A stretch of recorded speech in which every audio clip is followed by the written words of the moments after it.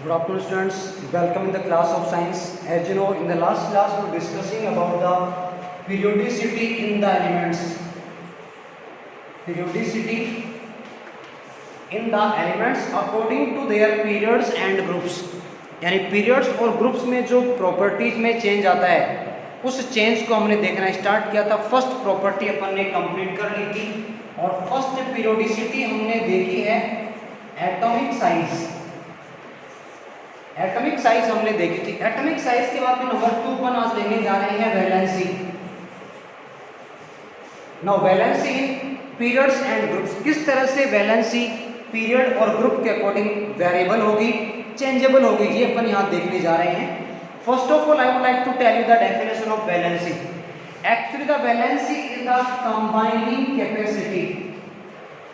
The combining capacity of an element is known as the valency. यानी किसी element की जो कंबाइनिंग कैपेसिटी है, कोई एलिमेंट किसी अदर एलिमेंट से किस तरह से कंबाइन करता है, कैसे कंबाइन करेगा, इलेक्ट्रॉन गेन करेगा, लूज करेगा, शेयर करेगा, तो उस टेंडेंसी को, उस कैपेसिटी को ही हम कहते हैं वैलेंसी. मान लीजिए कोई एलिमेंट मेटल है तो उसकी कैपेसिटी होगी इलेक्ट्रॉन लूज करके कैटाइन बनाने की, तो वो उसकी कंबाइनिंग कैपेसिटी होगी. अगर कोई नॉन मेटल है तो वो इलेक्ट्रॉन गेन करेगा. अब बात करते हैं मेरे वैलेंसी इन पीरियड. ये हम ले रहे हैं वैलेंसी इन ए पीरियड. एक पीरियड में हम जब लेफ्ट टू राइट मूव करेंगे तो वैलेंसी में किस तरह से चेंज हमें देखने को मिलेगा. देखिएगा, we are taking an example of third period. Third period which starts from Na sodium, then magnesium, then aluminium, then silicon, then phosphorus, then sulfur, then chlorine, then Ar argon. तो ये जो elements हैं जैसा कि आप देख पा रहे हैं पीरियड नंबर थर्ड में आपके आ रहे हैं. अब इनमें वैलेंसी किस तरह से वेरिएबल होगी वो देखिएगा. Na valency +1 Mg +2. हालांकि अब आप जब हायर क्लासेज में जाएंगे तो आपको ये प्लस माइनस देखने को नहीं मिलेगा. हम डायरेक्टली 1 2 3 यूज करते हैं.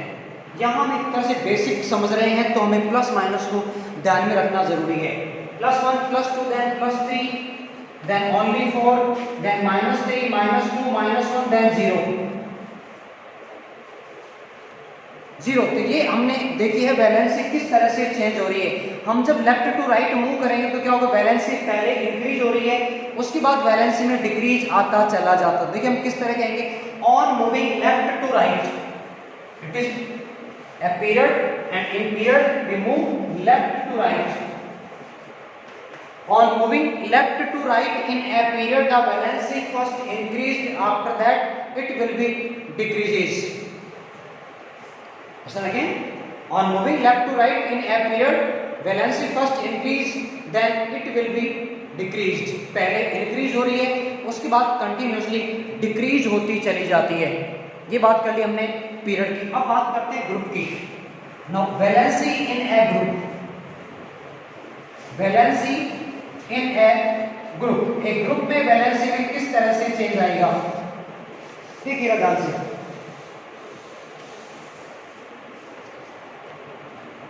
ग्रुप में हम मूव करेंगे अप टू डाउन. एक एग्जांपल लेके हम इसको एक्सप्लेन करेंगे. मान लीजिए हमने एग्जांपल लिया है सेकंड ग्रुप का. सेकंड ग्रुप देख सकते हैं आप. सेकंड ग्रुप में हमने एलिमेंट लिए हैं beryllium, then magnesium, beryllium, then magnesium,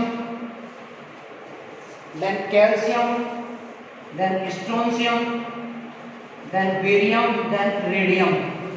ये आपके सेकंड ग्रुप के एलिमेंट्स हैं. Beryllium, then magnesium, calcium, strontium, barium, radium. इन सभी की वैलेंसी अगर आप देखें तो इनकी वैलेंसी आपको सेम नजर आएगी. Each element have the valency +2. इसी तरह किसी भी ग्रुप को आप लेंगे अगर 1 to 18 टोटल 18 ग्रुप हैं मॉडर्न पीरियोडिक टेबल में. किसी भी ग्रुप का एग्जांपल लेके अगर आप देखेंगे तो हर एक ग्रुप में आपको वैलेंसी सेम नजर आएगी. ग्रुप नंबर 17 की बात करें तो 17 में आपको वैलेंसी नजर आएगी -1. ग्रुप नंबर 18 की बात करें वैलेंसी आपको वहां 0 नजर आएगी. ग्रुप नंबर 1 की बात करें वैलेंसी +1 होगी. यानी जो ग्रुप हैं आपके, उन ग्रुप्स में नंबर ऑफ जो एलिमेंट्स हैं उनकी वैलेंस या वैलेंस शेल में जो इलेक्ट्रॉन्स हैं वो कांस्टेंट बने रहते हैं। Now we can say on moving up to down in a group, on moving up to down in a group the valency remains same, यानी ग्रुप में वैलेंसी सेम बनी रहेगी। Okay, now the third property, third periodicity.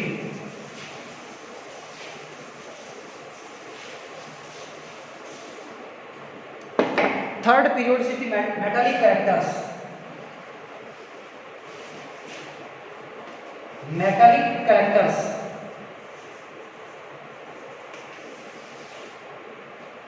देखिए metallic character means the capacity of an element, the capacity of an element to lose the electrons, the capacity of an element to lose the electrons is known as the metallic character. यानी कोई element जितनी easily electron lose करेगा वो उसकी tendency metallic character को बताएगी। और metallic character generally किसके होते हैं, जैसा कि आप नाम से देख पा रहे हैं, ये आपको कैरेक्टर्स मिलेंगे मेटल्स में। All the metals show metallic characters because they have the tendency of losing of electrons. Metals में इलेक्ट्रॉन्स लूज करने की टेंडेंसी होती है, इसलिए मेटल्स को हम मेटालिक कैरेक्टर वाले एलिमेंट्स कहेंगे। अब बात करते हैं पीरियड और ग्रुप में किस तरह से मेटालिक कैरेक्टर्स में चेंज आएगा। Now first one in a period. अब एक चीज और यहां ध्यान रखें, देखिए जो मेटालिक कैरेक्टर्स हैं वो कहीं ना कहीं एटॉमिक साइज से रिलेट करते हैं। If size is increase then metallic characters will also be increase. अगर साइज इंक्रीज हो रही है इसका मतलब आउटर मोस्ट सेल न्यूक्लियस से काफी डिस्टेंस पे चला गया, इलेक्ट्रॉन्स इजीली लूज होंगे तो मेटालिक कैरेक्टर्स भी इंक्रीज होंगे। बात करें साइज के डिक्रीज होने की, if atomic size is decrease then metallic characters will also be decrease. यानी अगर साइज छोटा है तो इलेक्ट्रॉन लूज करने की टेंडेंसी कम होगी, इसका मतलब मेटालिक कैरेक्टर्स कम होंगे। अगर साइज बड़ा है तो इलेक्ट्रॉन्स लूज करने की टेंडेंसी भी ज्यादा होगी और वहां क्या होगा, मेटालिक कैरेक्टर्स भी ज्यादा मिलेंगे। तो पहले पीरियड की बात करते हैं। On moving left to right in a period, atomic size is decreased, so metallic characters will also be decreased. ध्यान दीजिएगा, जो मेटालिक कैरेक्टर्स हैं वो साइज के डायरेक्टली प्रोपोर्शनल हैं। तो अपन यहाँ पे ये कह सकते हैं atomic size directly proportional metallic characters.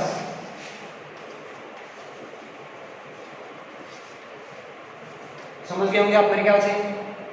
Size छोटा है मेटालिक कैरेक्टर्स कम होंगे, साइज बड़ा है मेटालिक कैरेक्टर्स भी ज्यादा होंगे। तो पीरियड में साइज डिक्रीज होती जाती है तो मेटालिक कैरेक्टर्स भी डिक्रीज होते जाएंगे। बात करें B in a group, on moving up to down in a group, on moving up to down in a group atomic size is increase, यानी एटॉमिक साइज इंक्रीज हो रही है, so metallic characters will also be increased. Size increase है metallic characters भी increase होते चले जाते हैं। वापस सुनिएगा, पीरियड में साइज डिक्रीज हो रही है, मेटालिक कैरेक्टर्स भी इंक्रीज होंगे। ग्रुप में साइज इंक्रीज हो रही है तो मेटालिक कैरेक्टर्स भी इंक्रीज होंगे। Okay, the next and very very important topic of periodicity, now IP. IP और आयनाइजेशन पोटेंशियल।